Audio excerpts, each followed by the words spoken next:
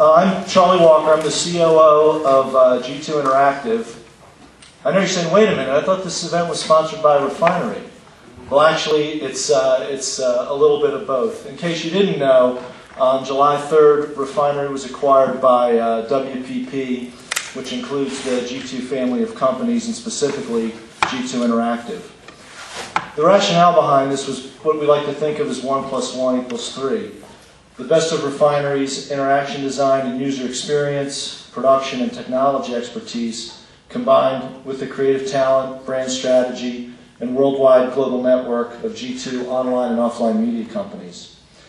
As G2 Interactive Philadelphia, we look forward to continuing to be a key member of the Delaware Valley UPA and Philly CHI. And with that, I would like to introduce our guest speaker. Many of you already know Jared Spool as the most effective, knowledgeable communicator on the topic of usability today. What you probably don't know is that he has guided the research agenda and built user interface engineering into the largest research organization of its kind in the world. He's been working in the field of usability and design since, believe it or not, 1978, before the term usability was ever associated with computers. Jared spends his time working with the research teams at the company. He helps clients understand how to solve their design problems, explains to reporters and industry analysts what the current state of design is all about, and is a top-rated speaker at more than 20 conferences every year. He is also the conference chair and keynote speaker at the annual User Interface Conference and is on the faculty of the Tufts University Gordon Institute and manages to squeeze in a fair amount of writing time. Today, Jared will show examples of the usability challenges we face as the web continues to change and evolve. He'll discuss the implications of the long tail, the introduction of a mashup mentality in business environments, and how basic techniques such as usability testing and field studies change when a social network is at the center of the design. Please join me in giving a nice warm Philadelphia welcome to Jared Spool.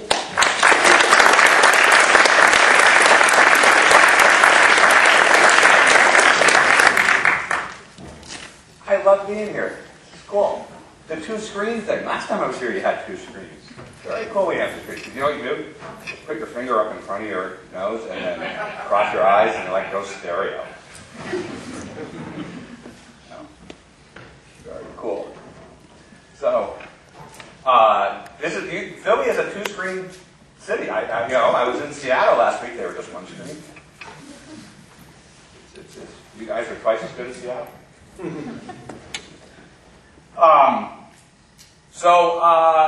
I thought I would talk today about Web 2.0 stuff and what that means and all of that. And is a little unusual for me. This particular presentation comes with a warning. Because of the nature of user-generated content, it has user-generated content. And so there's a little bit, for those of you who are sensitive to explicit language, that's too bad. We have that.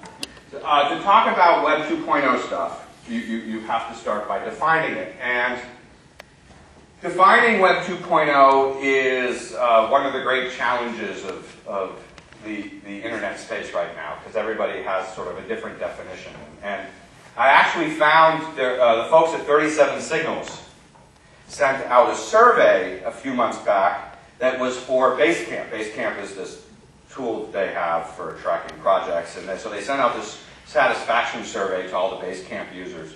It's fine. And it turns out that at the bottom of their surveys, which they send out every few months, they always add some question that has nothing to do with whatever the survey is about. It's just something they're curious about, which is actually a great research technique, by the way. If your company sends out surveys, why not append a couple questions onto it? But they did. They asked the question, basically, the question that they worded was, what does Web 2.0 mean to you? And they got 500 responses. And some of those were things like, mainly Ajax, Ajax and interactive applications, Not sure, saw it in Seth Godin's blog. A new way to think about the web, meaning it's not Ajax. The wisdom of crowds. Glossy button goodness. The salesmen are speaking. Ajax is powerful, but Web 2.0 is bullshit. And an umbrella term for a website with two of the following: Ajax, Rails, or profitability. We have sort of defined it a little differently. In our space, we think of Web 2.0 as basically a way of designing. It's a way of designing websites with what we call the total experience of the user front of mind. So the idea is that you're moving in a direction where you're now really beginning to think about what users want. And in this, it sort of brings users and the content closer together.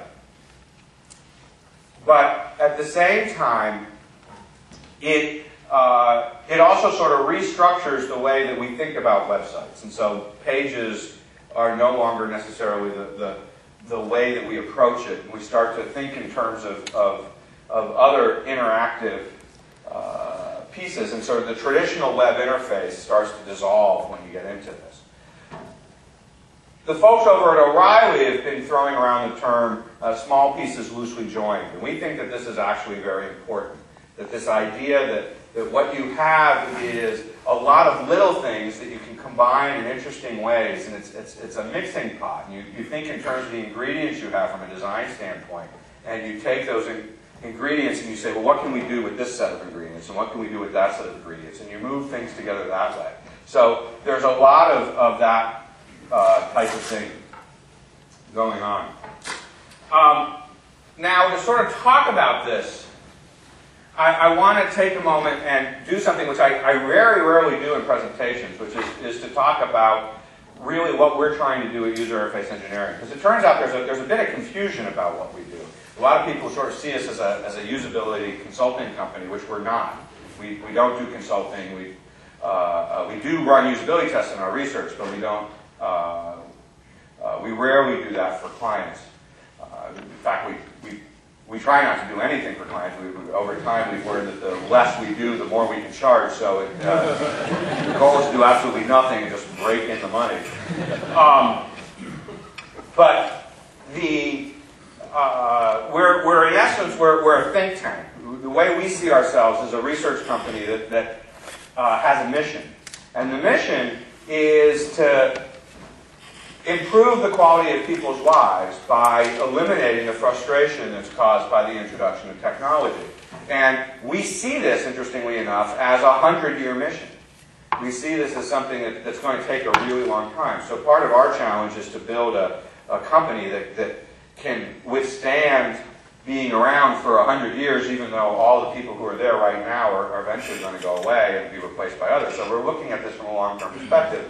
And we've been doing this since 1988, and one of the things that we started to do very early on when we've been looking at what this means is we started to form some frameworks, some ways to think about what's happening in the technology space, what's happening as people interact with products. And one of the things we found was that when you look at design and the way that designers and developers focus on the design process, it changes over time. And this turns out to be really important because it explains a lot about why people do things and why people refuse to do other things at certain points in time in the development process. If you understand what these mutations are, it really can help you understand how to work with teams and how to work with them. We discovered this about 10 years ago. We sort of put this framework into place. So this isn't really new thinking for us. This is 10-year-old stuff. But interestingly enough, it explains why Web 2.0 has come about. And basically, the idea is that there are stages that design goes through, that technology goes through. And the first stage has to do with the raw technology itself, the raw iron, or what we call the talking horse stage. And We call it the talking horse stage because it's based on an old joke. And the old joke is about this guy who goes into a bar and he goes on and on to the bartender about how he just had a conversation with a horse and how amazing it was to have a conversation with the horse and how the horse spoke clearly and he could understand every word and the horse, he would ask the horse questions and the horse would respond. It was just incredible. And finally the bartender said, "Well, what did the horse say?" And the guy says, "Who cares?" And that's what that sort of first technology phase is. This is the Wang 2200 word processor. And it was the first word processor. In fact, nothing else at the market could call themselves a word processor because Wang owned the trademark word processor. And so that was its brand name. It was a word processor. And people who bought this word processor, companies bought the word processor. And the idea was that when you bought this thing, the expectation was the person who would be using it, to learn how to use it, would be uprooted from their job and sent to Lowell, Massachusetts, which I have to tell you is not someplace you want to be sent to. But to be sent to Lowell, Massachusetts, to the big Wang towers that were there at the time, and to attend training, 2 weeks of training, to use this device. And the first week of training was the basic course. And in the basic course, you learned how to load a file, save a file, print a file, and change the ribbon. In the advanced course, you learned bold and italics, which, by the way, required changing the daisy wheel on the printer. And so, all these people looking at me like, daisy wheel? What the hell? You're kids. You are all kids. But that was the course. Of course, you're older than a lot of you. I was at Microsoft, where the average age is about 14 and a half. They're all sort of prepubescent.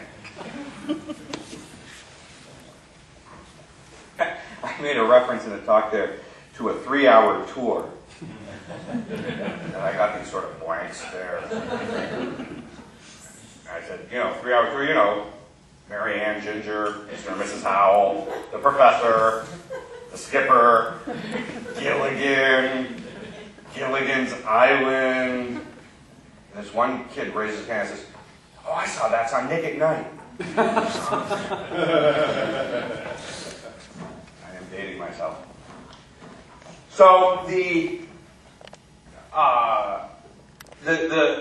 thing is that you had to take training, right? Today, if someone were to say, "Hey, I've got a brand new word processor for you, but you have to go away to some suburb of Boston and stay in a comfort inn for 2 weeks and learn how to spend 2 weeks learning how to basically do bold and italics," you probably wouldn't use the word processor, would it? I mean, it's just an inconceivable notion. But that's the way it was, because that's what you had to put up with, because the alternative was typing everything on a typewriter. So people would put up with that, and the technology, it wasn't a useful technology. It wasn't a usable technology. It was useful, but it wasn't usable. It had, if you look, there's this strip that goes under the keyboard, and that's how you learned what the keys meant, and you would take notes and put that down. This isn't unique to technology that's hardware. The web falls into the same category. The early days of the web, there were all sorts of websites that were created not because they were intended for people to use them, but just to demonstrate that you could get a website to work. And this is a website called boo.com. It is somewhat infamous because they burned through $135 million in 6 months before they went bankrupt. But what was interesting about boo.com was that it was all about building an e-commerce engine. It was all about getting it so that you could go to the store, you could choose an item and put it in your shopping cart. You could take that item, you could say, "I want to purchase it." You would put in your shipping address, you put in your billing address, you would put in your credit card information, and they would ship it to you. It didn't matter whether they sold anything you were interested in. That was irrelevant. Okay? All that mattered is that technically they could fulfill the order.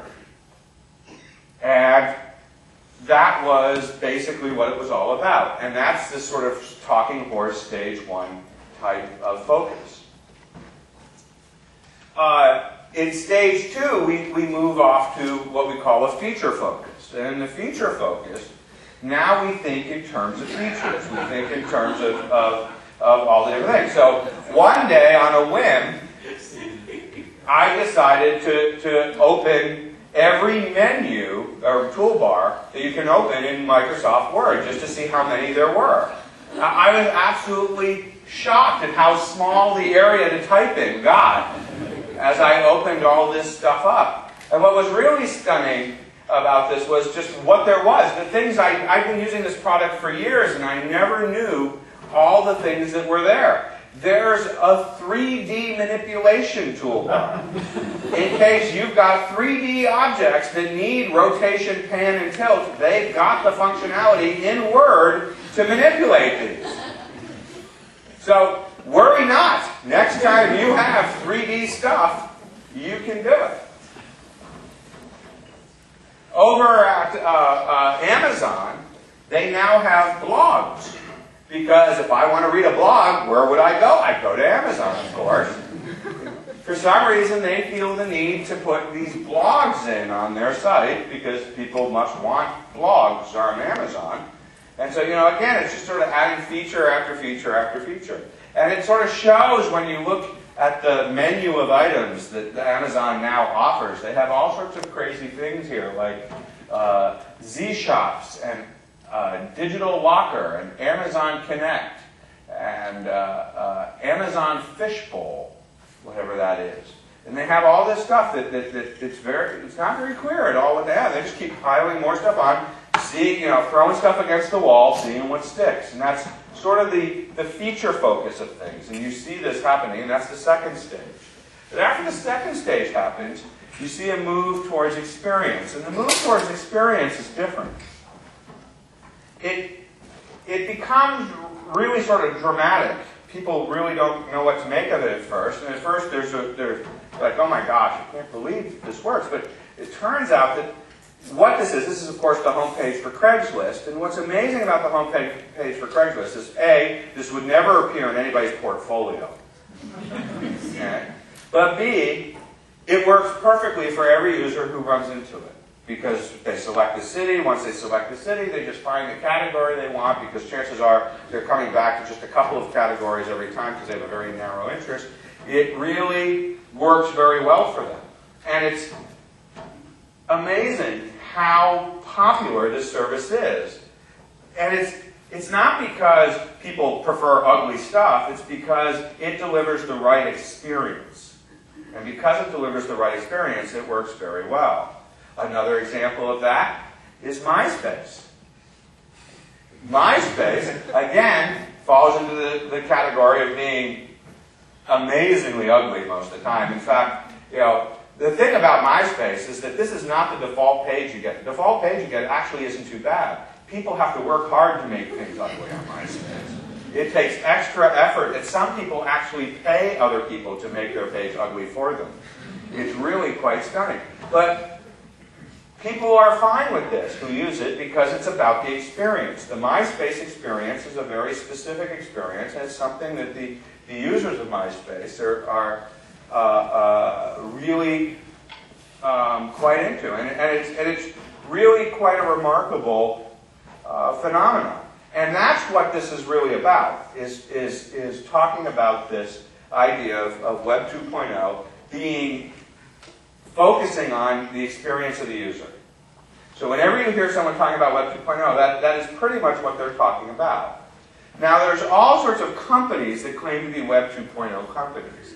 And everybody now is I have yet to have a conversation with somebody who says, well, we're a Web 2.0 company, or we have a Web 2.0 application, or we're building our stuff to be more Web 2.0. And that, there's a lot of these things, and they involve, pastel colored logos and stuff, but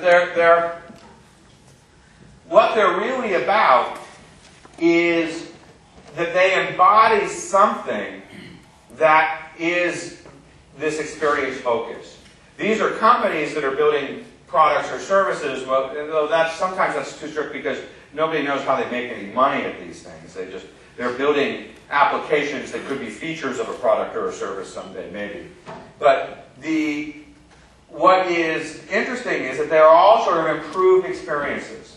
And so, in our mind, anything that's improving the experience and focusing on that improved experience, that's what makes it Web 2.0. It isn't whether it uses some underlying technology or that it's got some basic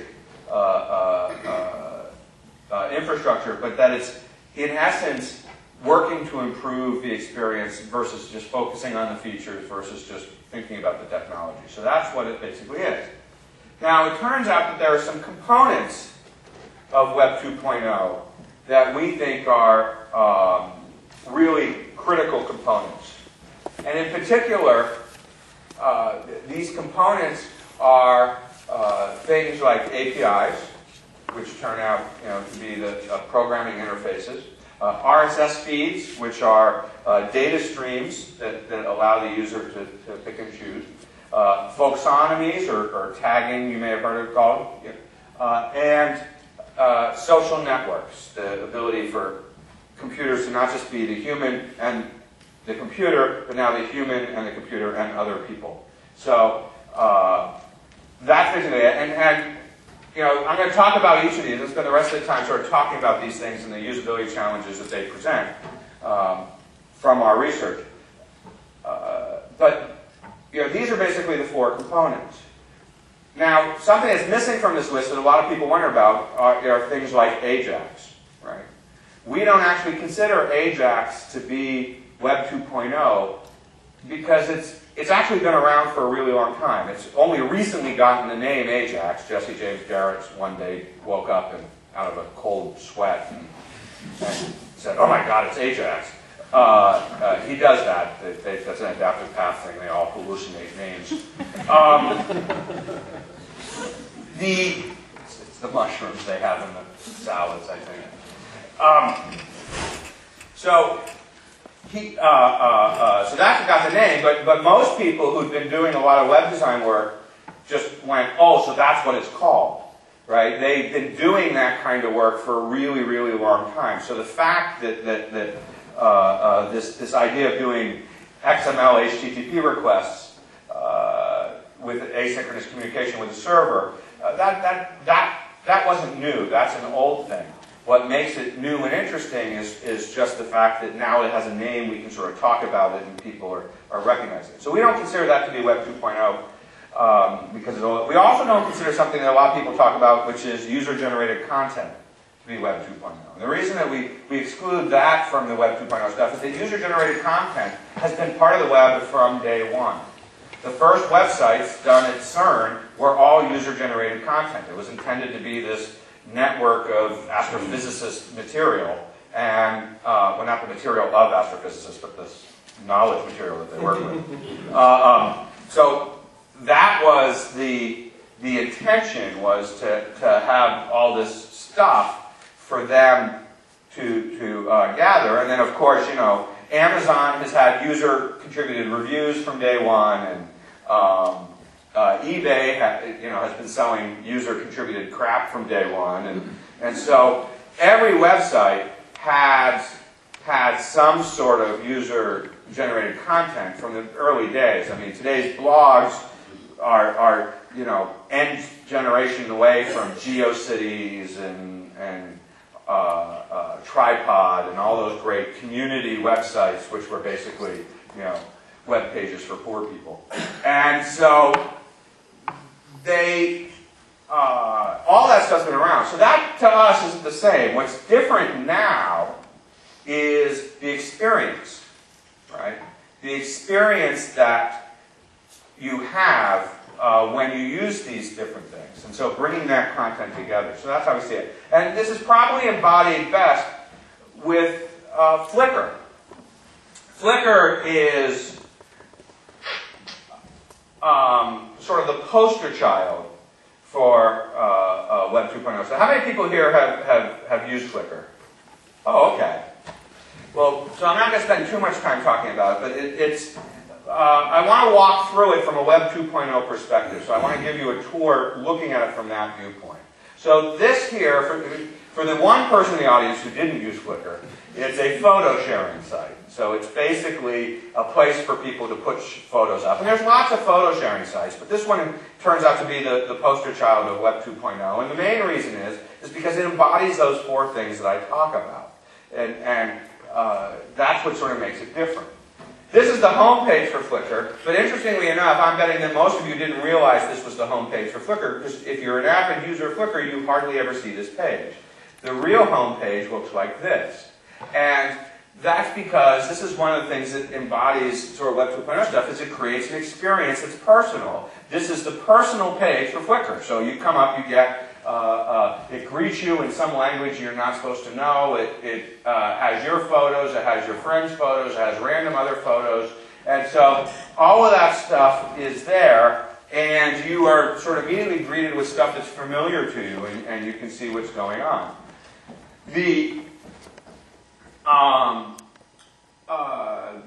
So that's, you know, the sort of start of this, but very quickly you can discover all these different things. One of the things that Flickr has is APIs. Now again, this is a page that most users don't see, but some do. And this particular page here is, do I keep turning around every time you try and take a picture? No, my camera's just not taking a good one.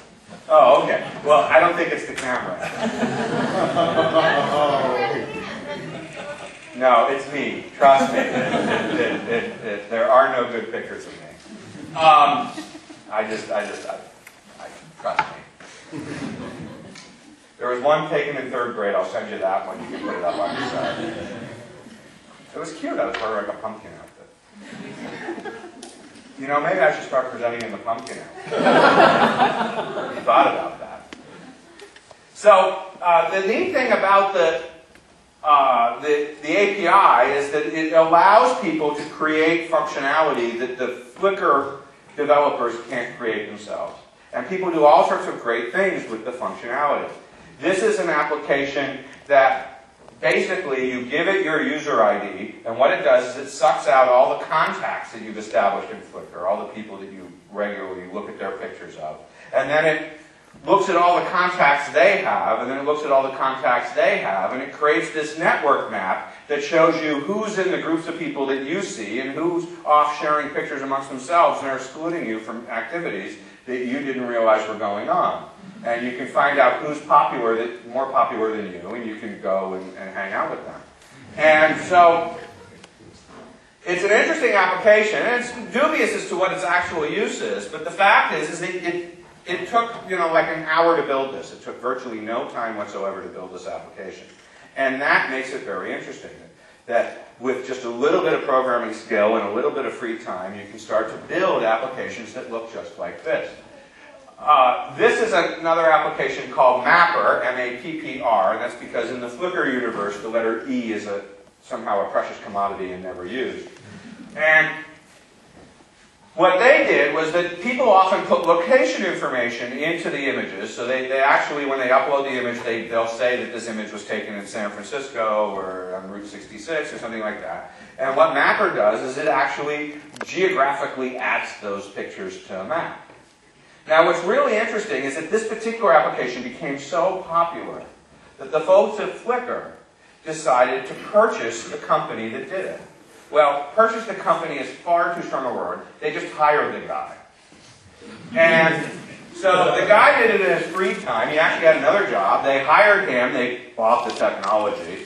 Hey, want to come work for us? By the way, can we have that? So that's what they did. And they've added it as core functionality to their application.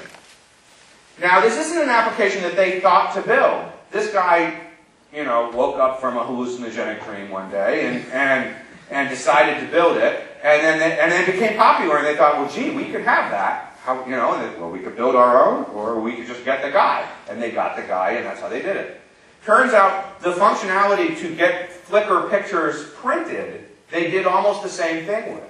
Turns out that a lot of people had ideas on how to do that, so a whole bunch of folks created applications that took Flickr pictures and printed them, because Flickr didn't offer that in their first version. And after they saw which one had the best set of functionality and had the best business model and was doing the best, they just acquired that company too. So this is actually really an interesting idea, this idea that you can put an API out, let other people build applications on top of what you've already built. And then instead of figuring out, well, should we build that stuff ourselves, just acquire those organizations when they start to show popularity, creates a different type of ecosystem. And so it becomes sort of a different way to approach the way that you add functionality to the system. So APIs are one way that Flickr is a Web 2.0. Another way that it falls into this Web 2.0 camp is that it has what's called an RSS feed. An RSS feed it stands for really simple syndication, and the idea behind RSS is that basically it's a time-based stream of information. Now, people are uploading pictures to Flickr all the time, so you can actually get a feed of the pictures they upload.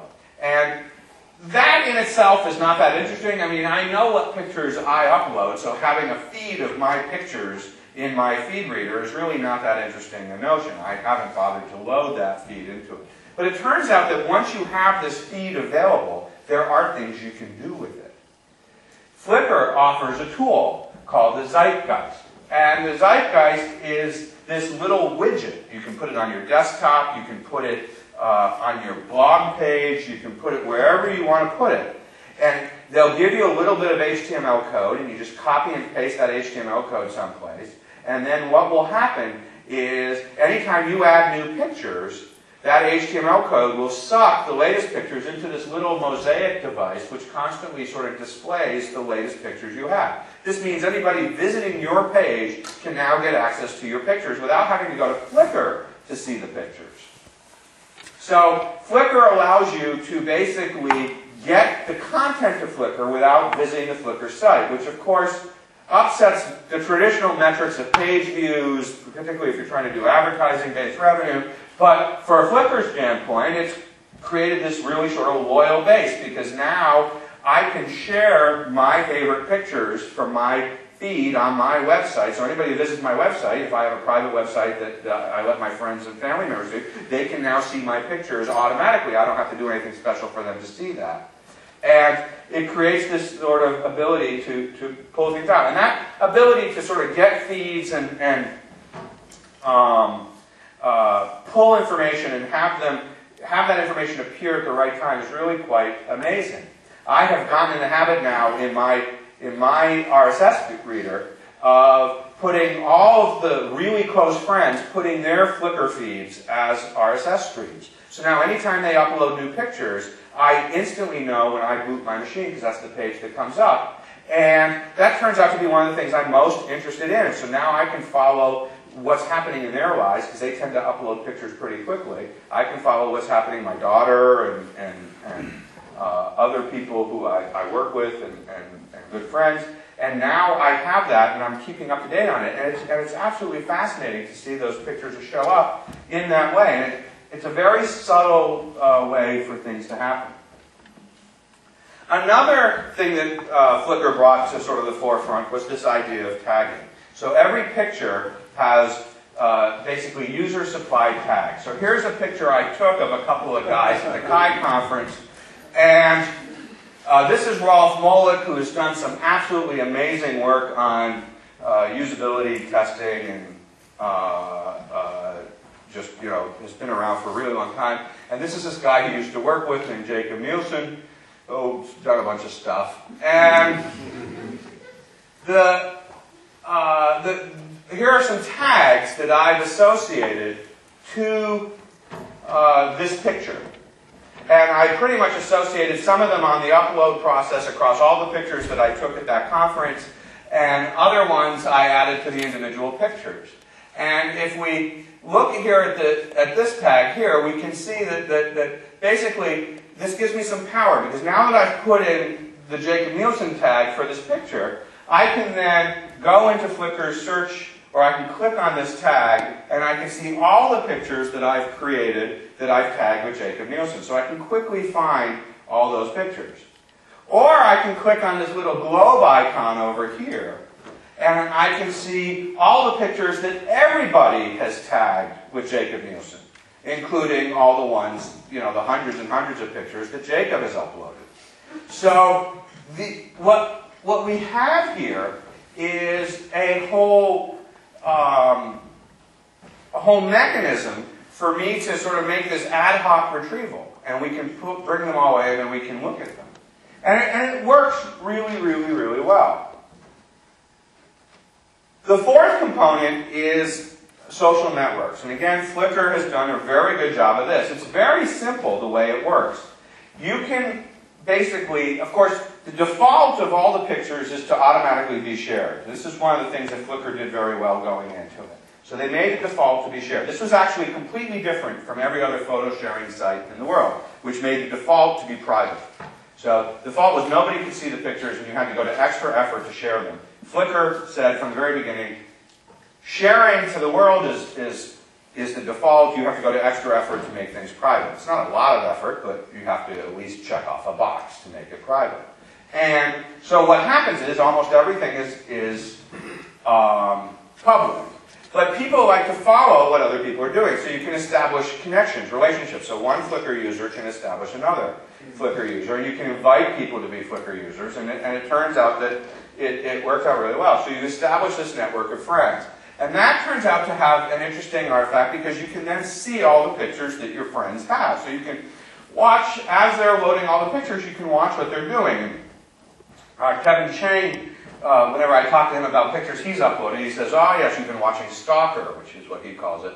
But he knowingly adds, pictures to his feed because he wants people to see them. And it's a way to keep in touch with folks. And it's actually a fascinating thing to go through the contact feed and see what's happening in people's lives. Because there are just these little moments of their life where they're off visiting their family or having, playing with their kid or just being silly and taking pictures of themselves upside down or whatever. So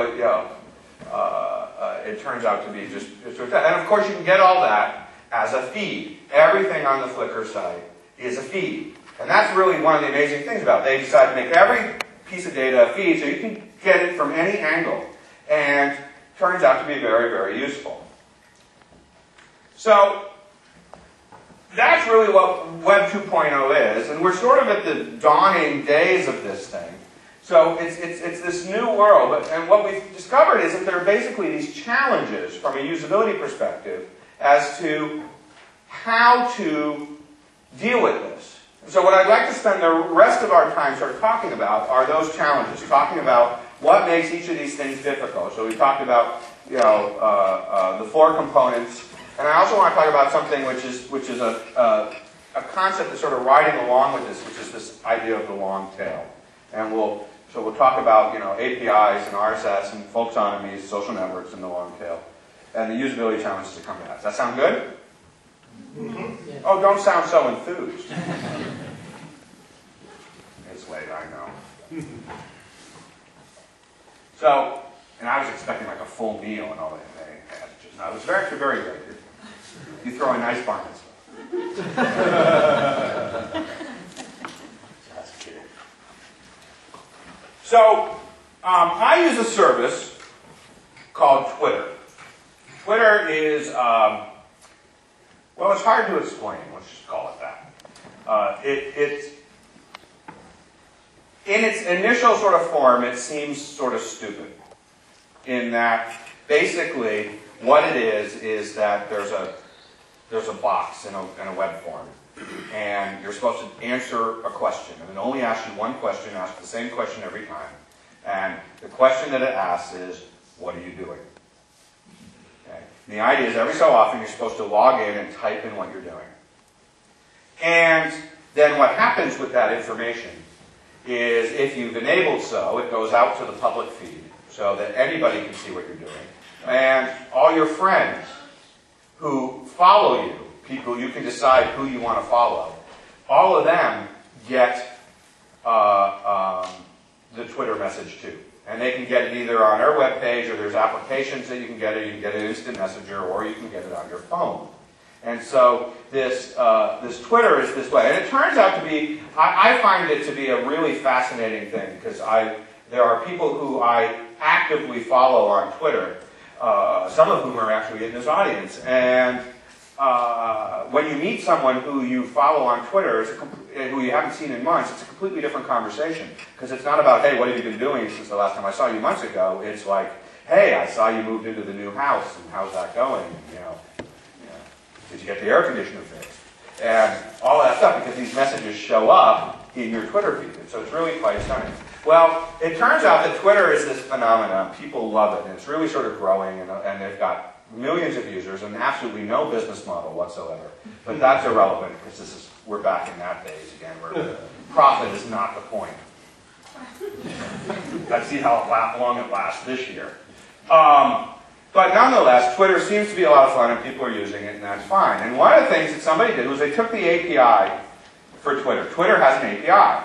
They took the API, and they took Google Maps, and they created something called Twitter Vision. And what Twitter Vision lets you do is they take the public timeline that's coming out of Twitter. So that's an RSS feed. And in the public timeline, people specify where they're based. So you say when you log in that you're based at, I'm based in Boston, or you can tell Twitter that you've moved from one place to another, and it keeps track of that. So here we have someone from Shanghai who said something, and I don't know what they said because I don't read Shanghai, but that's what they said, and it's a very intoxicating thing because it just slowly moves from one part of the globe to the other, showing little messages.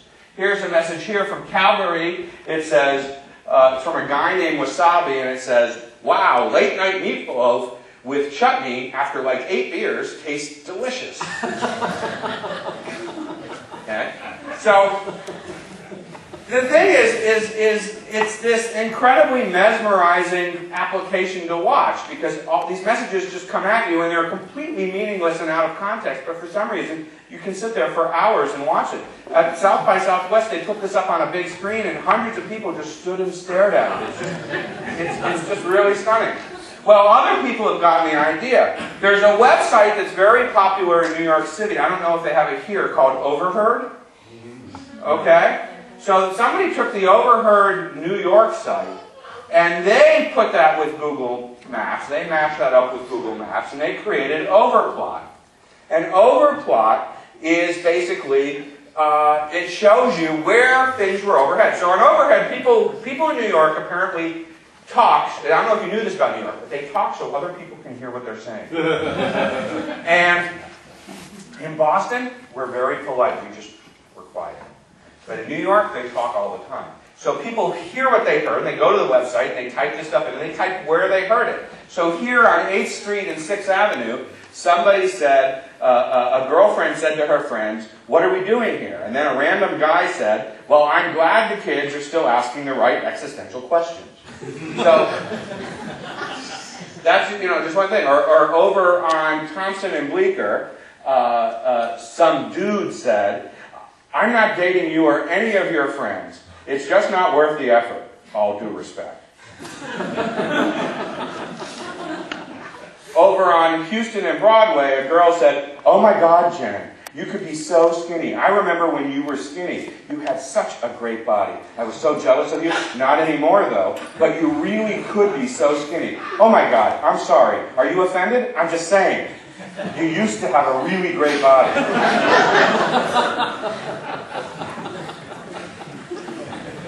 Or over on Broadway in Bleecker, a chick on a cell said, I'm so tired of hearing him talk about how great the Apple stock is doing. I bet those poor fucking farmers don't even see any of the profits.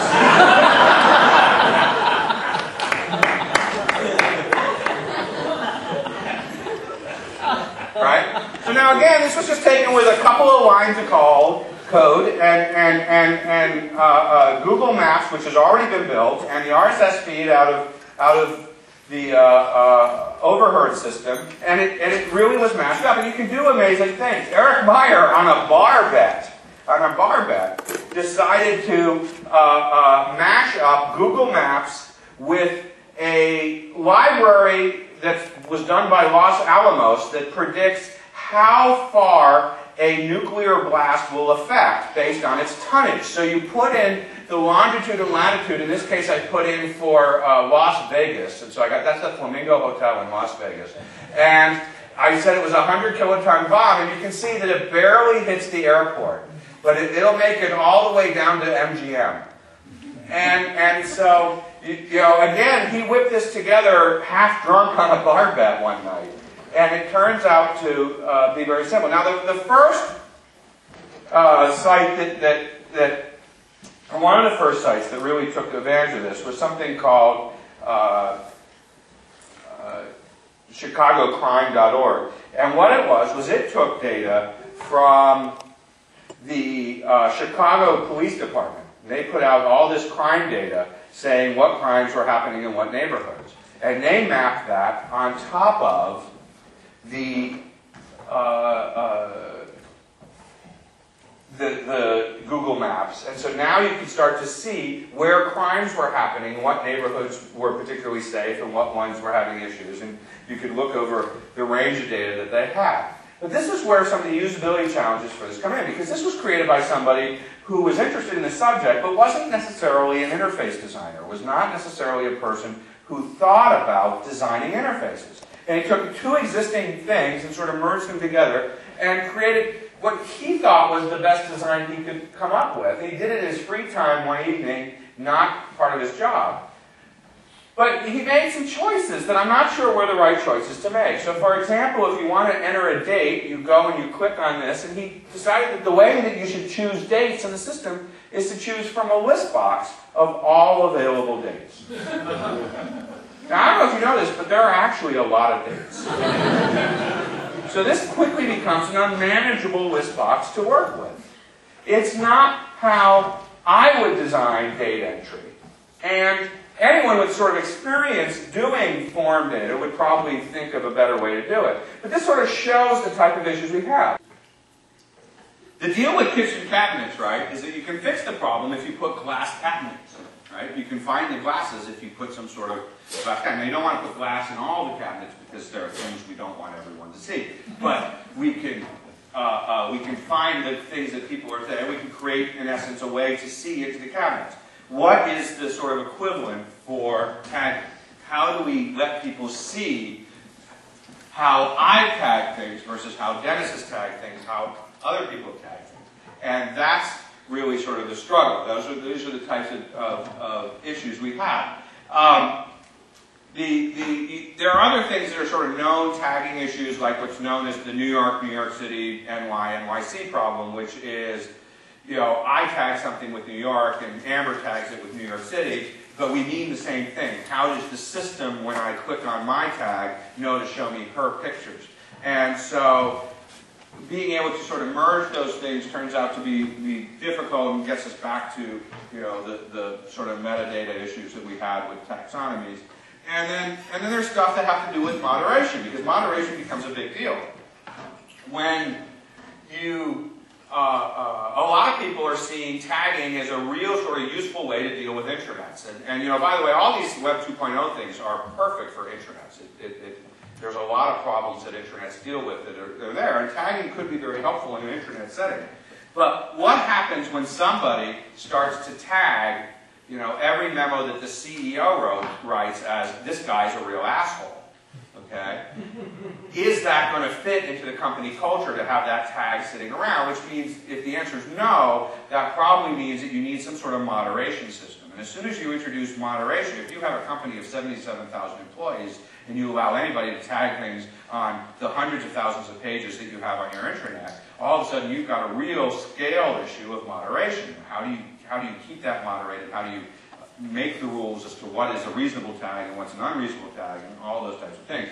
So there's all sorts of usability issues in terms of the fact that these are sort of shared publication data that gets put into the public record. How do you keep that all there, and how do you keep that working? And that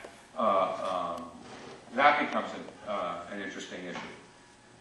The fourth component is social networks. Netflix, the movie site, has done a very good job of doing social networks. And what they let you do is they let you put down they let you invite friends into your network. So you can go off and you invite friends to share access. So they have to be Netflix users themselves. But once you find that these people are Netflix users, you can invite them in, and now you can see what movies they watch, and they can see what movies you watch, and you can see what you've rated movies and what they've rated movies.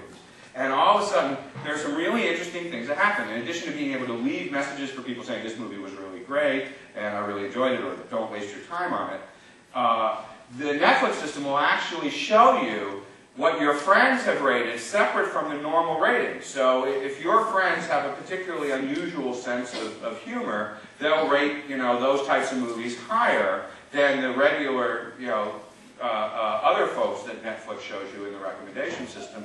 And that turns out to be really, really interesting. But it also lets you do things like tell you, that someone is 62% similar to you. So all of a sudden you can find out that your significant other, really, you have very little in common with them based on how they rate movies. And I'm not surprised this thing has broken up good relationships, because it's like, oh my God, I can't believe you like those. And so there's this capability, and it's being able to connect people, because now instead of having me interact with the machine, it's me interact with the machine with other people. And the Netflix system has always done that from day one, which is very interesting about it, because the rating system itself is a social network, because the way it works is that what they do is as you rate movies, it goes and finds other people who've rated those same movies the same as you. And then, for the movies you haven't rated, it makes recommendations as to whether of the ones that you would like based on the ones those particular people have liked. So, if you have a particularly eclectic taste, it finds other people with the same eclectic taste, finds other films you haven't seen and recommends them. And people really respond very positively. The recommendations that Netflix makes are very positive. So from day one, they've taken into account all these other people and made your experience better based on how other people are using the system. And of course, you become a factor for other people's experience. This just sort of brings it a little closer. And it's really quite interesting. But the thing is that we don't have any way of evaluating these things. I mean, all the tools that we have from a usability standpoint were all designed in the 1970s for me using a machine that's just doing machine things that's created by a programmer. And it's not for evaluating if I understand what's happening. Most people who use Netflix, this is one of the battles that Netflix has, most people who use Netflix don't understand the rating system. They don't understand that Netflix is actively going out and comparing what you're doing and to other people and making recommendations on that. And the Netflix people believe that if they did understand that, people would be more anxious to recommend things and to rate things and to deal with all those stuff. But right now what they find is that most people don't understand. So how do you create an interface, and how do you make sure you're communicating this really complex meta filtering system that's doing all these social-based recommendations? How do you communicate that simply in an interface, and how do you evaluate that it's being communicated? And anytime we do any of these social stuff, that becomes really, really hard. The other thing is dealing with the nature of social interactions. Once you start to let people do things, you get these interaction criteria. On MySpace, there was a problem that MySpace allows you to connect up with friends. And then, out of the friends you connected, it lets you choose your top 8. So you have to choose which 8 people are your best friends. And you're limited to 8. Because after all, 9 best friends is just too overwhelming for most MySpace users. So, and this, one day, we had this intern in the office last summer. And she came into the office really upset. And she was really upset because she logged into MySpace and her boyfriend had taken her out of his top 8. They'd had a fight the night before, and he nuked her from the top 8. And the fight wasn't the big deal. It was being removed from the top 8 that bummed her out. And so this turns out to be an issue. And people get really upset that someone is not in their top 8, to the point where MySpace users have figured out a hack on how how to actually double the number of people in the top 8 by doing some sort of weird API thing. So they have a top 16 now. They have to load the special code to do it. And you know, there's all this stuff that goes on, and you see these relationships that happen. Facebook had this whole crisis blow up because they created this RSS-like feed system so that you could be notified anytime someone changed their status in Facebook. And people were discovering that, you know, their boyfriend had changed his status to single and looking one day. And, you know, it was causing this huge rift. And so people started a petition to get rid of this newsfeed feature. And the interesting thing was that in 24 hours, 750,000 people had signed the petition. Okay? And what was really amazing is the reason 750,000 people were able to find out about the petition was it showed up in the news feed that they were asking to get rid of. So there are all these sort of social dynamic things that play out, and when you have these sort of computer-moderated social dynamics, you see these things in great scale. Gaming becomes a huge issue. Dig is the system that allows people to vote on what news articles they find the most interesting, and voting is very important. But what happens very quickly is that people realize that they could game the system. If they got their friends all to vote, the thing would propagate to the top. So people would form these voting circles where everybody promised to vote on everybody else's articles within the groups. And so you'd see these articles skyrocketing to the most popular page because they got these high votes, and then when you look at it, they all had the same people voting on them each time. And so then the Dig people decided to change the algorithm, and then people figured out a new way to game the system. And there's this constant tension between the algorithm, and so Dig has had to make the algorithm a little bit more and more obscure. Originally their goal was to be very altruistic and be transparent, and this is how it worked. But then they found people were gaming it, so they got more and more obscure as to how it works. So now they don't tell you how the algorithm to get on the front page works. And it upset all the people who, you know, want to be on the front page. And so there's this sort of tension between gaming and not. And, you know, how do we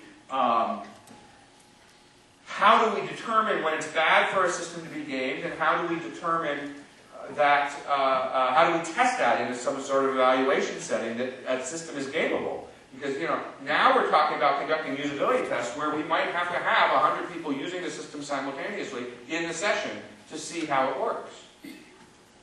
And, you know, how do we create that type of environment? And that turns out to be a challenge that we have facing us here. Now, the last thing I want to talk about is this idea of the long tail. And the long tail is this notion that was put forth by a guy named Chris Anderson, who's an editor of Wired magazine. And it came about because he noticed something. He noticed that there was what's called a power law distribution, which other people had noticed. It turns out that if you take all the the power law distribution was first sort of discovered by a guy named Ziff, who discovered that this distribution exists for words in the English language. So if you take a book, it doesn't matter what book, he took the Bible, and you take all the words in the Bible and you count them, which, you know, this is a guy who had a little bit too much free time. You count them and then you chart them. What you find is that there are a few words that are used a real lot. Those words are, you know, and the, in the Bible probably the, and, you know, other sort of real free words. And then there's a whole bunch of words which aren't used as much as those real ones, but there's still a large chunk of them. And then there's a lot of words that are only used a few times. And so you get this power law distribution. And it's called a power law because this is exponentially bigger. And it's called a Ziff distribution, actually, interestingly enough, when if you plot it on a log-log scale, it becomes a straight line. That won't be on the final. And so so that was discovered way back in 1921, and then but we discovered, those of us in the early days of the web discovered that this power law distribution happens all over the place. If you take the number of page views, if you take pages and you rank them by how often they're viewed, you get the same power law distribution.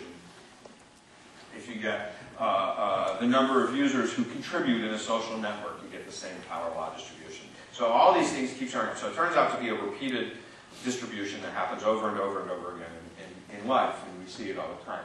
Well, Chris Anderson discovered that the same distribution happens when you look at sales. And what's interesting is that if you look at songs, so the first thing he did was he looked at the songs that were sold by Rhapsody. And this is an online service similar to iTunes, and he plotted them out. He saw that there were a few songs that sold an awful lot, and a whole bunch of songs that sold a medium amount, and then a whole bunch of songs that only sold 1 or 2 copies of, and that just keeps going on and on and on. But what he noticed was that Walmart, if you look at the CDs that Walmart sells, they have to sell the bestsellers. They only have a physical amount of shelf space, and therefore they can only sell a few things. And so they can't sell everything that's available. They can only sell those things that they know that they're going to make money off of, that are actually going to sell. So they choose the top things. And so what he's noticed was these top things, it turns out that Walmart has about 39,000 songs that they sell in the stores, whereas Rhapsody has, 500,000 songs that they sell. And what is really quite stunning is that when you compare the total inventories, I guess Rhapsody actually has about 750 songs at the time this was done. So when you compare it, it's really a small piece that this refers to is these top things. Now, in terms of music sales, that top thing represents 22%, or 78% of the revenue, right? So 78% is represented by that very small piece of music. But what was interesting at Amazon was that 57% of the revenue came from the stuff that Amazon sold that Barnes & Noble can't put in their stores. Right? So the majority of stuff that Amazon is selling is stuff that you can't get in the stores. And that's where they make the majority amount of their money. And so this long tail is really very interesting. And it actually plays in a couple of ways. We did a project where we got to study Microsoft.com at one point, and we discovered a couple of things. One thing we discovered was that there are 800,000 pages on Microsoft.com that have never been retrieved from the server.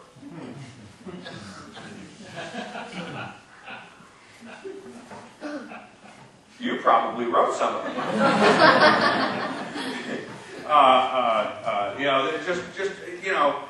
I don't know who's on the team that writes the pages that no one ever retrieves, but that's got to be a depressing job. But yeah, there are 800,000 pages. But the more interesting thing that we discovered as we were looking at this is that they have the same power law distribution.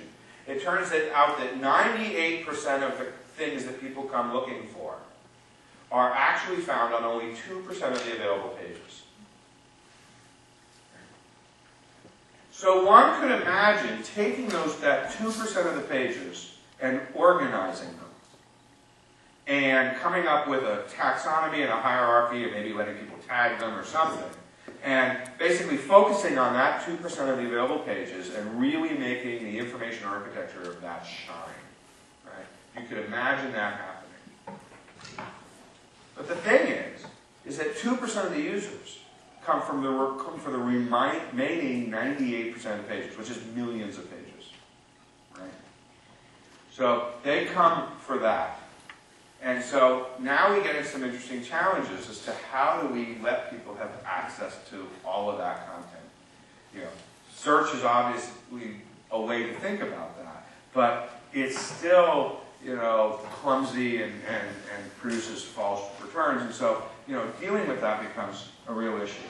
But one of the other things that is one of the challenges that we think from an information architecture standpoint is something that we really want to look at going forward is this, which is that we pretty much know how to do information architectures, how to come up with the navigation and the terms that we use to organize stuff on the site. We know how to do that when we have a static amount of content. So the content is fixed. And all the authors are people we know because they all work in our company, right? and just getting that content in one place. So a lot of websites traditionally have fallen into that space, where we know all the people who are producing the content, we can ask them to produce it in a certain way, we can give them forms to fill out where they have to fill in certain keywords, it'll help us organize the content, and then we can get all that organized, and that's that sort of static notion. But then what happens when something changes, right? When all of a sudden we still know who the authors are, but the content isn't really known to us anymore. You know, for instance, there's constantly new content coming in, and because we can't predict the content that's coming, there are things we won't account for. So if we create a hierarchy of keywords for these to fit in, we have to not only think about the content we know about, but all the content that's coming down the pipe that we don't know about. What room for expansion do we build? And that becomes a much harder problem, and the traditional information architecture world doesn't really know how to deal with that as well as we did the first set. But now we're seeing, because we have this new experience thing and we can do stuff, so we have authors who aren't known to us. You know, we have people submitting reviews to Amazon, or we have people submitting movies to YouTube, or people submitting stories to a story site. And now this content, this user-generated content is coming in. The content is completely dynamic, yet we want to provide a way to get people to the best of it, to all of it, to the fringe stuff, to the new stuff. And we want to have a way to do that way. You know, YouTube has 68,000 new videos submitted every day. How do you create an organization scheme with that amount of content coming in?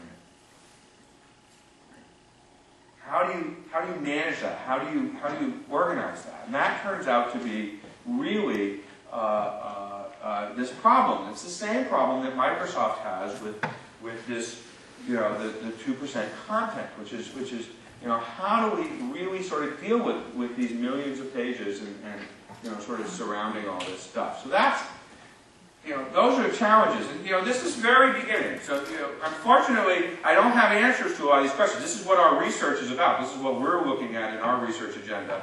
And I know others are spending a lot of time working on this. And so these are the things that are there for us to view. And it's very exciting from a standpoint of the fact that we are in a position now where we can look at this technology, we can say, yes, there's definitely stuff that's out there that's really good. I mean, this idea of using APIs or RSS or folksonomies or social networks is really very valuable to us. And understanding this long tail stuff, there's really a lot of interesting perspective that gives to us. But at the same time, it's this brave new world. And you know, they say that the pioneers are the ones with the arrows in their back. And I think a lot of people who are sort of marching into this Web 2.0 space are going to, as time goes on, going to be really the folks that sort of uncover a lot of what these challenges are, and we're going to be back to in some ways we sort of taking steps backwards. But you know, if we look at this stuff and we start to get very creative, we can come up with ways to solve it. And so that's what I came to talk to you about here.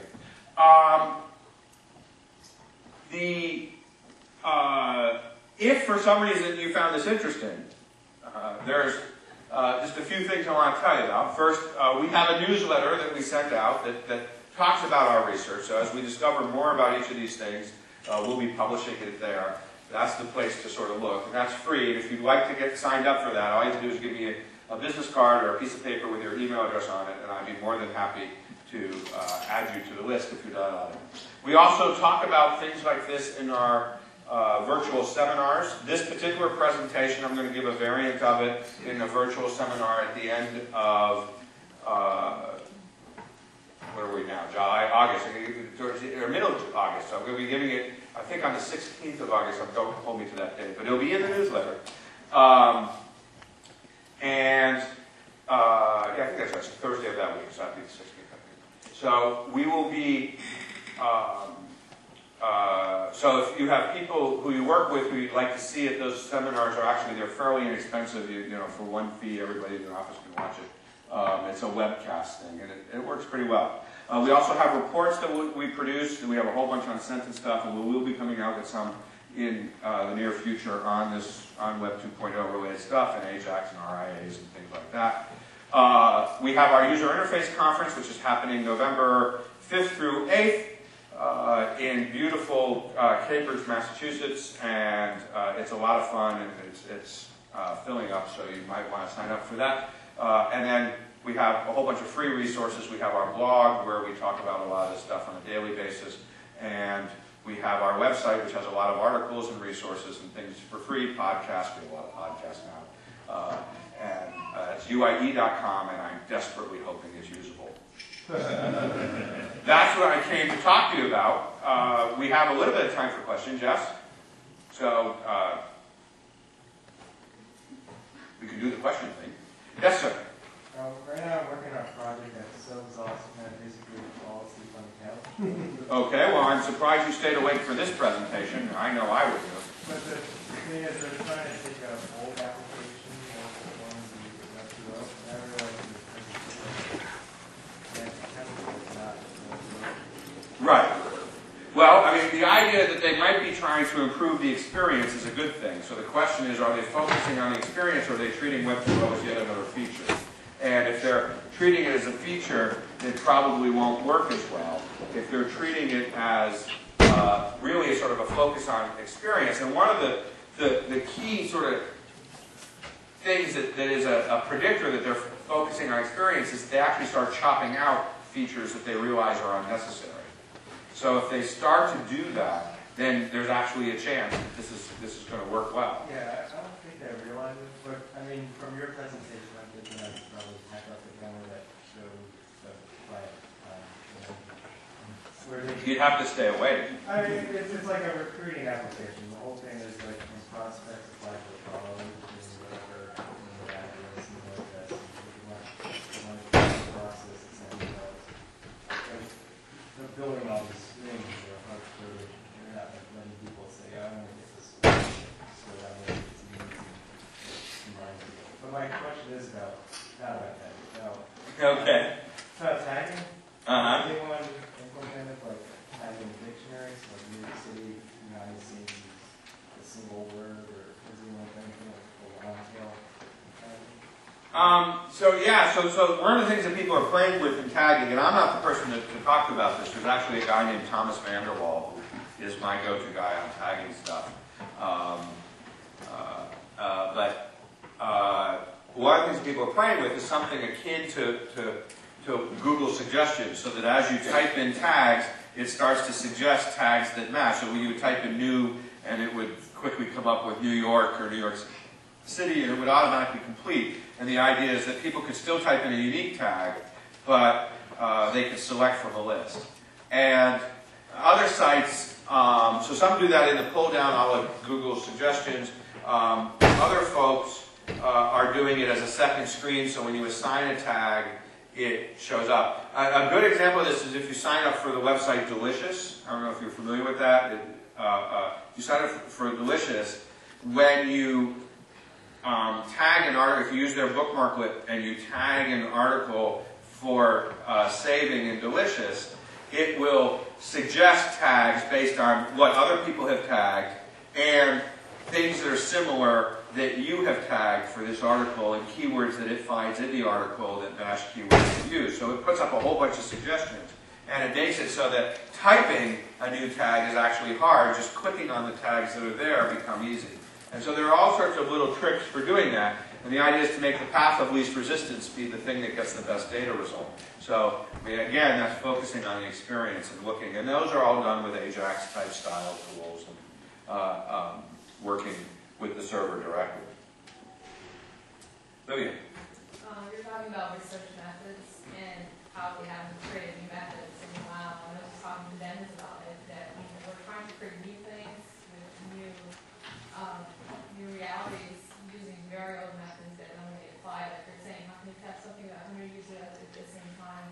So if you're in an organization where you already have to do the work of selling your traditional methods, and that's already a challenge, any thoughts around exploring methods and but still being serious about giving out results that are meaningful? It's not like this is a trialing the method versus trialing the application is very different. So how far can you really go in trying a new method of doing user research and really providing real data? Oh, it's going to be, risk-averse the organization is, right? I think for organizations that, well, the folks from the federal bank, as soon as you say risk-averse, they start giggling. And you guys are so risk-averse, the word risk is risky to you. We won't talk about that. Yeah, right. That's risky.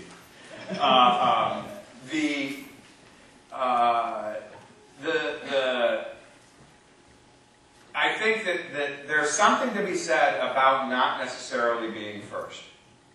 You know, in the first bubble for, you know, the web, there was this notion of being the first mover and being out there first and doing the first thing. And it turned out that none of that made a difference. The first mover status actually turned out to be a complete farce, and it turned out the people who won and survived that round were people who just had real value. And so the first thing is to focus on value. And while the experience is a good experience, you can do a lot by just sort of piggybacking on what other people have done. I think that there's a lot to be said about using analytics in combination with traditional methods. So wiring up your analytics, your website analytics or your design analytics so that you can collect data on specific things. And it's challenging because few of the analytic tools today can handle, for instance, an AJAX interaction because there's no page and analytics are based around page views. Knowing that a pop-up happened and how that pop-up occurred and all the issues surrounding that is really problematic. But if you can start to wire your analytics system, and it takes a flexible system to do that, you can start to wire your analytics system to give you data to tell you what's being used, and then you put stuff into production and you do something akin to multivariate or A/B tests, you can get some stuff. And if you look at folks like Netflix, now Netflix has been sort of at the forefront of all this Web 2.0 stuff. And they use a combination of multivariate testing where at a given time they'll be running 2 or 3 trials of a given design. And they also spend time in the lab. And you have to do both because you can't just tell from the logs what's happening because you don't know what people are trying to do and you don't know whether they accomplished it. You have to find that out in the lab. But you can see stuff that happens in the lab, and then you can say, well, gee, how many people are doing that same thing? If we see this behavior pattern in the lab, how many people go through that same behavior pattern on the site? All of a sudden you can collect that data, you can compare them, and you can see the difference. And that, I think, is sort of the way to the future in terms of collecting data. And then the other thing is lots of small incremental changes. Right? The best way to deal with risk aversion is to not do anything too risky. And the way to do that is to not do major relaunches, not do major redesigns, but just do a little thing here. And again, you look at Netflix, you look at Amazon, you look at all these sites, they haven't done a redesign ever, but they've done lots of small changes. And one day a new feature will appear, and they'll see how it plays, and it goes away the next day. And nobody really seems to care that these features appear and disappear on a regular basis. Even Yahoo doesn't redesign the entire site. They redesigned the finance page. They're now in the process of redesigning the charts on the finance page. At one point they redesigned mail. At one point they redesigned the home page. But they do them in all very small, different things. They have very different schedules, and they roll them out very slowly. And I think those are the ways that you sort of deal with that. And then at the same time, you have to, spend time. The traditional methods will give you some information. They're not completely useless. But I think we have to be inventive, and we have to really sort of understand what's going on and come up with new techniques. Now, I'm giving a speech at a conference in England in September where I'm speaking to a bunch of academics, and I've chosen, they said, do something controversial, which I hate, but it's like saying, be funny. Try to be funny. People just laugh.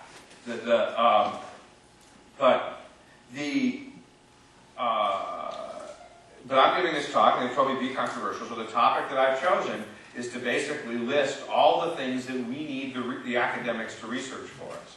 And so, new usability methods that, are things that are newer than stuff that was invented at IBM or DEC in 1977 is probably at the top of the list.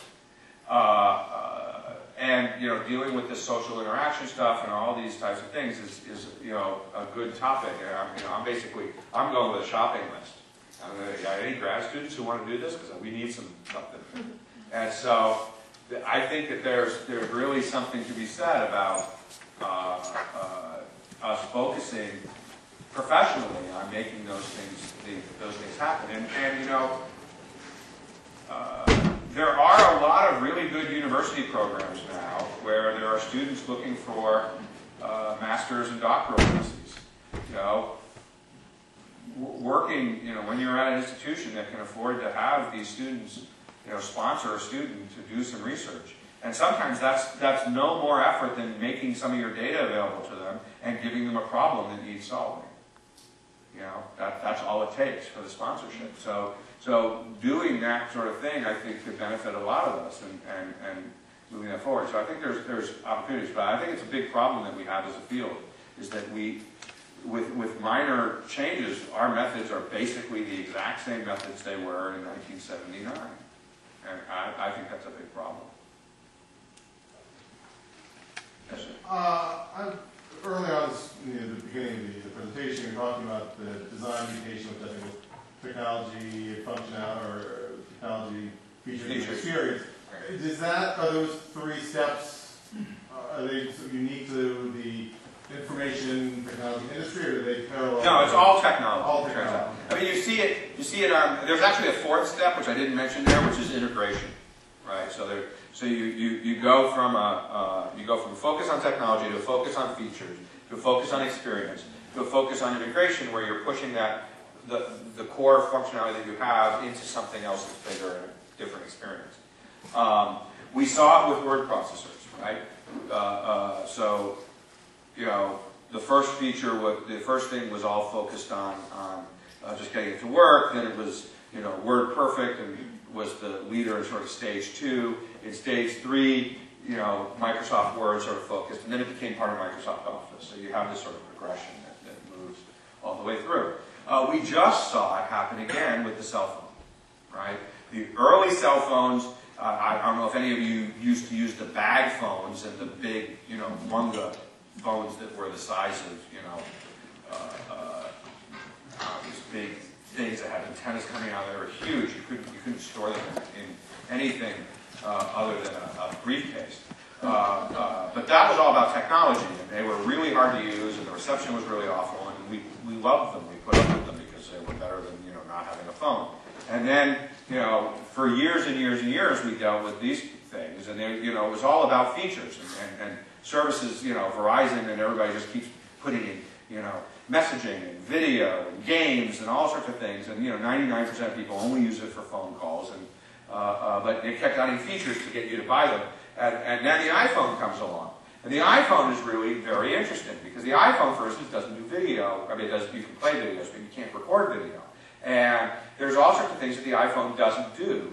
But, people are so desperate for this new technology that they were willing to stand in Salem, Massachusetts for 11 hours. And in Salem, the only other thing you stand for 11 hours for is just the milk.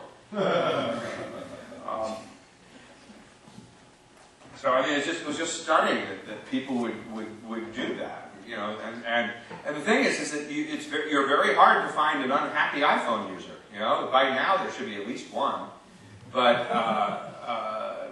they don't seem to exist, and yet finding an unhappy Trio user or an unhappy you just spit and you land on an unhappy Trio user, and so it's let's try it.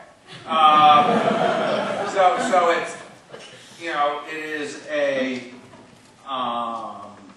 it's just an amazing thing that we see this progression happen over and over and over again. It really sort of explains what we're doing. And the reason we came up with this originally, the main reason we came up with the progression was that when you're focused on just getting the technology, from a usability standpoint, so that's what our interest was how do we help teams create something usable when they're in that stage.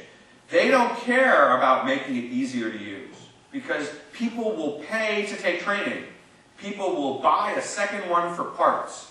They don't care. So all they want is the underlying technology. So that means that the only thing that's important in that stage is that you ship. And so what you can do as a professional usability person when you're in that first stage is you can focus on how do we ship faster? What features will people do without for that first release because they're really not core to that key thing that people are willing to pay for? And how do we get that out of the development schedule so that we can ship faster and we can ship more reliably? And so, that's what you do in stage 1. But in stage 2, where you're focused on features, now it's a completely different story. Now the question is, how do you make sure you've got the right features? Now the feature stage actually comes in 2 parts. In the first part, it's actually a sheer number of features that's important. It's being able to go down the checklist and say, this has this, this has this, this has this. Because the customers who are buying this, they don't know what any of these features mean. And they don't know which ones they're going to use. So everyone inevitably buys the stuff with the most features. Okay? But then, at some point, people become smart about the features and they only want to buy those features they're interested in. So then you have to make sure you have the right features there and that you know what those are. So your usability focus becomes understanding features. Then there's something that we call usability features, which are features that actually are just sort of accidents that you can put out by just making the system a little bit more usable. You can add something to the checklist, right? So a good example of this is in the early days, FedEx came into the world, and because of the way FedEx set up their internal systems, right? FedEx was the first to use a hub system.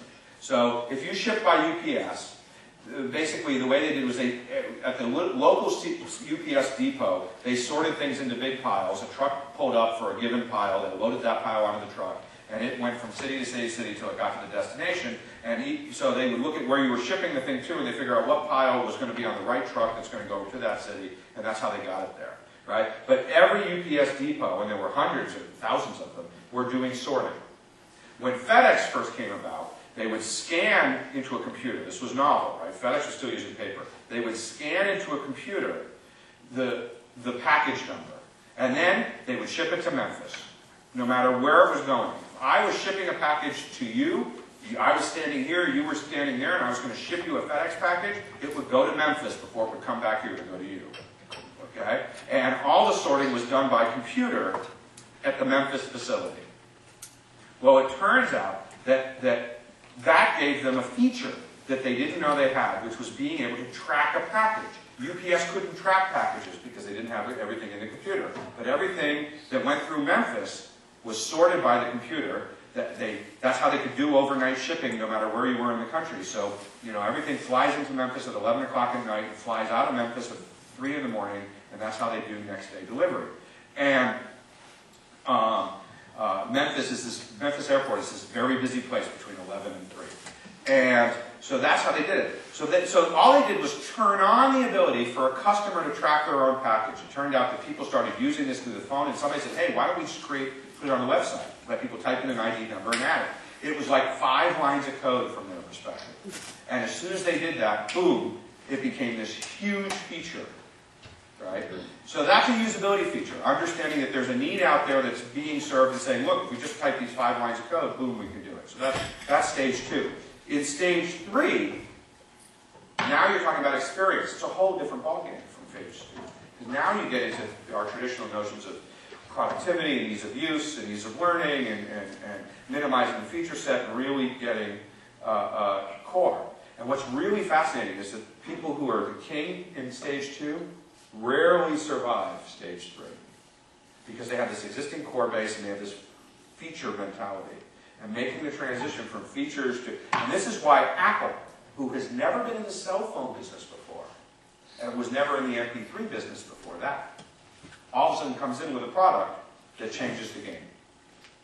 And if you don't think every cell phone manufacturer is not taking apart those iPods and trying to figure out how to build a version of that, you're nuts. Of course they are.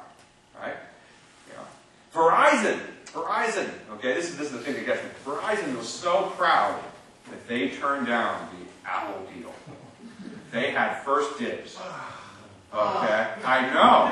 And they went and announced to their shareholders that Apple was being unreasonable because they wanted to control the experience.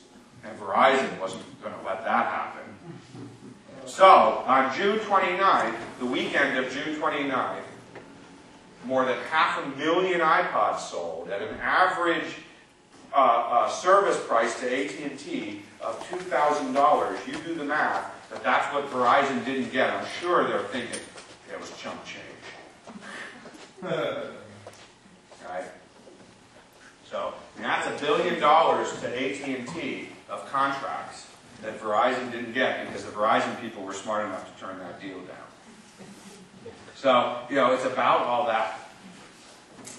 Do we have time for one more question? Yes? Sure. I hope your question comes with air conditioning. Can you just talk to what they really focus on in the forum? Oh, the fourth stage is integration. So what you're doing in integration is you're becoming part of a bigger thing. So what typically happens, and we see this now with all those Web 2.0 companies, right? Is they sort of went through the Web 2.0 companies sort of take their technology, you know, the Twitter-like thing, right? And they just make it work, and that's easy because they're only doing one thing. They can do that very fast. And then it works on features, and they start adding things in, but then they focus on experience. And a lot of the Web 2.0 stuff is very much experience-focused. So they don't add a lot of features. They're very careful they add stuff. But the problem is that a lot of these things don't have a business model of their own. Twitter, there's no business model to Twitter, right? The people who run it are spending literally millions of dollars every day paying SMS messages for all these things to send out to people's phones. But they don't charge for the service, and if they start to charge, they'd lose all their customers because it really isn't that important to life that people would pay for it. So now the question is, what's the business model? Well, the business model is it's somehow going to get absorbed into something else. So, for instance, one could imagine Yahoo adding it to their upcoming service. So they acquired upcoming.com, and so Yahoo could acquire Twitter and plug it into upcoming, and so now you can coordinate events with Twitter. And overall, there's a market for upcoming in their advertising model and stuff, so they can just plug it into that, and it becomes basically a benefit. So now, if you're the designers of Twitter, how do you start to think about the things that you could be plugged into to make yourself, first, desirable for integration, and then second, sustainable in that integration form? And how do you do that? A great example of this is Flickr, right? Flickr became sucked into Yahoo, and they have now eliminated Yahoo Photos, the other photo site, which actually had more users and more visitors than Flickr is the 5th most popular website, and Yahoo Photos was the 3rd most popular photo site. But they eliminate Yahoo Photos because they think Flickr actually is a better interface, and they migrate everybody over that. But there's all sorts of issues of sharing your Yahoo password and integrating your Yahoo Photos over and all those types of things. And how do you get that entire user base to start using this thing and the migration paths for that? So there's all sorts of usability challenges that have to do with migration and integration. And now you focus on those things. So there's preparing for the integration, and then there's the actual act of completing it. Well, I hope you've had half as much fun as I've had, because if you've had half as much fun as I've had, and that means I've actually had twice as much fun as you. Thank you very much for encouraging my behavior.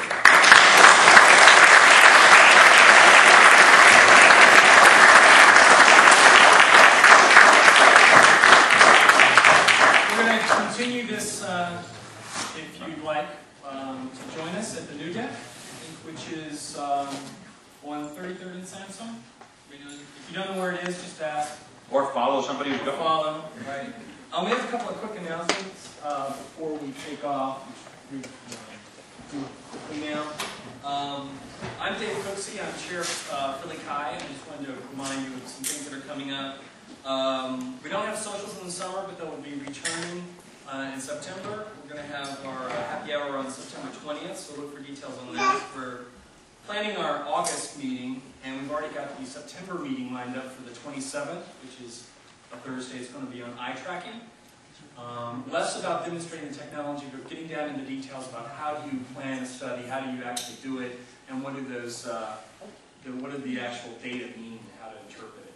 And if we're lucky, we're also going to have some fancy new equipment. We might actually get the T60 here, which is the latest and greatest from Toby. Also, we are still planning the iSchool event, which is going to be held at Drexel, hosted by the iSchool. We are putting together a panel on research versus practice, or theory versus practice. Joel Eden's in the back. Joel, can you raise your hand? He is our liaison working with the iSchool to set that panel up. So if you're interested in either talking about research or practice, or both, see Joel or me and set something up for that event. If you have any questions or you want to find out more information about us, I think we'll sort of chalkboards. Check out phillychi.acm.org. Very easy to remember. Or go to Yahoo Groups and just put in Philly Chi. You can find out our mailing list. So thanks very much. I'm going to turn it over to Casey Malcolm. Okay, I'm Casey Malcolm. I'm with the UPA Delaware Valley Organization, and I want to thank Dave especially for working with Jared to come in here and speak at this wonderful auditorium at UPenn. It was great. It was great, entertaining, and informative talk as usual. I just want to let you know that we are going to start planning the World Usability Day for 2007, starting this fall. And if anybody's interested in helping out, that would be terrific. I believe the topic's going to be on healthcare. I'm not sure exactly what the date is, if it's in November. But we are looking for people who'd be interested in helping out and seeing me. Also, we would like to do maybe a social event to Philly Chi. And if anybody has any interesting topics that they would like to talk at one of our UPA Delaware Valley Organization talks, sessions, please come see me. We usually do it out in the suburbs in the Malvern area, King of Prussia. But again, over time, we're trying to have more coordinated events with Philly Chi. And then again, if you want to go learn more about this particular event, I believe we're going to be hosting the presentation, it's been taped, on the UPA Delaware Valley. I think it's UPADelawareValley.org. Yeah, it's spelled out, unfortunately. You'll find the presentation as well as past events, all posted there, as well as a talk that John Ashley had given recently about internationalization, globalization. So that's about it. Thank you again very much for coming in tonight.